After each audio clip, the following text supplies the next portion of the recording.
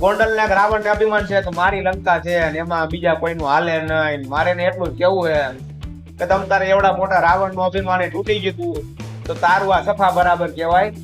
અને ઈ તારી લંકાઈ તેથી છે ને બળી રાખ થઈ જાય તારા અભિમાન તીરમાં.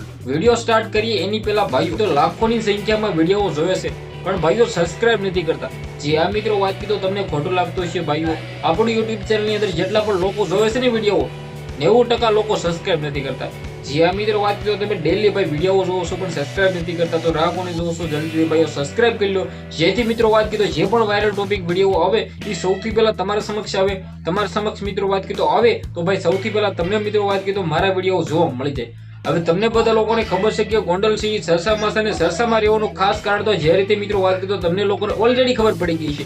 તારીખ 27 ના રોજ જે થયું હતું ને, જે આ મિત્રો વાત કીધો ગોંડલ ની અંદર મિત્રો વાત કીધો જે થયું હતું, હુમલાઓ થયા હતા, ત્યારબાદ મિત્રો વાત કીધો આમ સામે જે મિત્રો વાત કીધો વિરોધો જામ્યા હતા. અને હવે મિત્રો વિરોધ મામલે મિત્રો વાત કીધો ઘણા બધા સોશિયલ મીડિયાની અંદર વિડીયો પણ વાયરલ થયા છે અને મિત્રો વાત કીધો થઈ ગયા છે. હવે તમને લોકોને ખબર છે કે ગોંડલ છે મિત્રો વાત કરી કરીબ 1.5 મહિનેથી સરસામાં છે. હવે મિત્રો આની અંદર મિત્રો ઘણા બધા લોકો તેમના વિરોધમાં વિડીયો બનાવી રહ્યા છે તો ઘણા બધા લોકો તેમના સપોર્ટમાં વિડીયો બનાવી રહ્યા છે. હવે મિત્રો આ વિડીયો છે આપણે જે બનાવી રહ્યા છે આપણે કોઈને પણ સપોર્ટમાં વિડીયો બનાવતા નથી ભાઈ.